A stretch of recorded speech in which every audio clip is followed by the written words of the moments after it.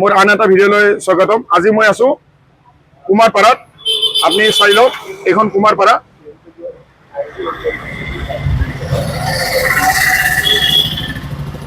ইয়াতে বেছিভাগ মানে খাদ্য বস্তুৰ কাৰণে মানুহ ইয়াতে আহে। কিন্তু এটা সময়ত কুমাৰপাৰাখন অসমীয়া ৰাজত্ব আছিল, খিলঞ্জীয়া ৰাজত্ব আছিল। অসমীয়া মানুহে ইয়াতে ব্যৱসায় কৰি আৰামত চলিছিল। কিন্তু বৰ্তমান ইয়াতে বহিৰাগত ব্যৱসায় এনেকে আহি সোমাই গৈছে, তাৰ কাৰণে আমাৰ খিলঞ্জীয়াই ব্যৱসায় কৰি ইনকাম কৰিব নোৱাৰা হৈ গৈছে। আৰু এনেকে লাহে লাহে অকল কুমাৰপাৰা বুলি নহয়, চাৰিওফালে গ্ৰাস কৰিছে। ভাৰতবৰ্ষত বেলেগ কোনো দেশতে মানে বাহিৰা মানুহ সেনেকুৱাকে নাই যিমান অসমত আছে। বাহিৰতো আছে, কিন্তু খিলঞ্জীয়া মানুহ, বাহিৰৰ খিলঞ্জীয়াখিনি যিখিনি তাৰে জনজাতীয় মানুহখিনি যেনেকে থাকে, কিন্তু আমাৰ অসমৰ মানুহ সেনেকে ব্যৱসায় কৰিব পৰা নাই। আজি আপুনি গুজৰাটত যাওক, আজি আপুনি পশ্চিমবংগত যাওক, উত্তৰ প্ৰদেশত যাওক, তেওঁলোকৰ মানুহে তাতে ব্যৱসায় কৰি আছে। কিন্তু আজি অসমত বাহিৰৰ মানুহৰ ইমান প্ৰব্ৰজন ঘটিছে, তাৰ কাৰণে আমাৰ ইয়াৰে মানুহে ব্যৱসায় কৰি খাব নোৱাৰা হৈছে। চাকৰিটো নাপায়ে আৰু ব্যৱসায় কৰিও খাব নোৱাৰে।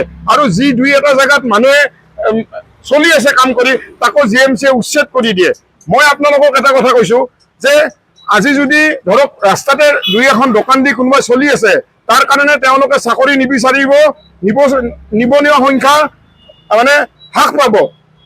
কিন্তু দুৰ্ভাগ্যবশত যে বহিৰাগতৰ কাৰণে আজি ফুটপাথতো জেগা নাই, ফুটপাথতো জেগা নাই। এখেত বাইদেউ, আপোনাৰ নামটো ক'বচোন। মোৰ নাম, নমস্কাৰ, মোৰ নাম হিমানী ডেকা। হয়, আপোনাৰ নাম নিৰ্মালী ডেকা। নিৰ্মালী ডেকা, হিমানী ডেকা। আপুনি কিমান বছৰৰ পৰা ইয়াতে ব্যৱসায় কৰি আছে? মই ইয়াত প্ৰায় 25 বছৰেই হ'ল। আপুনি ইয়াতে 25 বছৰৰ পৰা ব্যৱসায় কৰি আছে? মই ইয়াতে ফুটপাথত দোকান দিয়ে মই মোৰ ল'ৰা ছোৱালী দুটা পঢ়াই আছো। মানে আগতে কেনেকুৱা আছিল আৰু বৰ্তমান কেনেকুৱা? আগতে ভালে আছিলে। ল'ৰা ছোৱালী মোৰ ডাঙৰ হ'ল, ল'ৰা BA পাছ কৰিলে, ছোৱালী মোৰ কমপ্লিট MA কমপ্লিট কৰিলে, মাষ্টাৰ্ছ কৰি এতিয়া কলেজ এখনত সোমাইছে প্ৰাইভেট। আগতে ভালকে চলি আছিলো, কিন্তু এতিয়া যিটো মানে পৰিস্থিতি হৈছে, চলিব নোৱাৰা হৈছো এতিয়া। আপুনি এতিয়া কি মানে কি পৰিস্থিতিৰ কাৰণে? পৰিস্থিতি মানে এই দোকান বিলাক এইখন এখন আহিছে, তাত বহিছে, সেইফালে বহিছে, চাৰিওফালে যেতিয়া বহিছে মানে আমাৰ অসমীয়া তাত কাষ্টমাৰ নাই। মানে যিবিলাক তাতে বাহিৰত যিবিলাক বহিছে, এইবিলাক গোটেই অনা অসমীয়া, গোটেই অনা অসমীয়া, অসমীয়া নাই। চাওক ৰাইজ, এখেতৰ মুখেদি আজি শুনক, গোটেই অনা অসমীয়াই লাহে লাহে এনেকুৱাকে দখল কৰিছে। এনেকে যদি চলি থাকে আৰু 10 বছৰ পাছত আমাৰ অসমীয়া অকল মন্দিৰে মছজিদে ভিক্ষা খুজিব লাগিব, তাৰ বাহিৰে বেলেগ ৰাস্তা নাথাকিব। কাৰণ যিমান শিক্ষিত বছৰে বছৰে বাঢ়ি যাই আছে, সিমান চাকৰি চৰকাৰে দিব নোৱাৰে আৰু ব্যৱসায়ও কৰিব নোৱাৰে।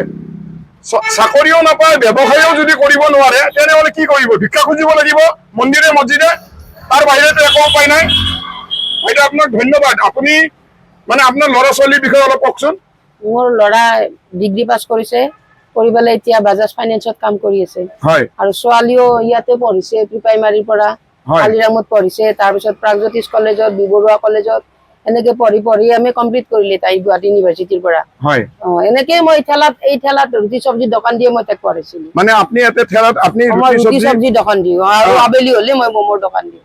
আপুনি আবেলি হলে ম'মৰ দোকান দিয়ে, ধুনীয়া। আৰু চাওক বাইদেউ, চাওক বহিৰাগত এনেকুৱাকে মাটিৰ কাপত আপোনাক চাহ নোখোৱাই। এইটো হ'ল ফুল্লি একদম হাইজেনিক মাটিৰ কাপত চাহ খুৱায়।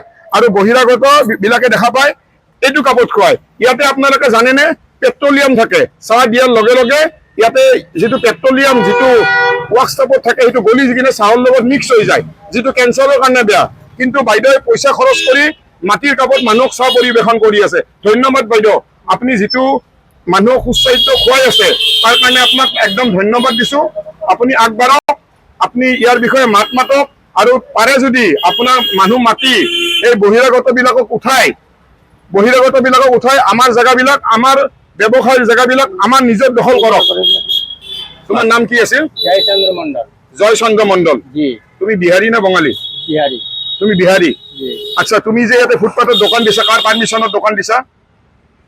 तो नहीं, हम ये मालिक से पूछ के लगाया हुआ है। कौन मालिक से पूछ के दिया?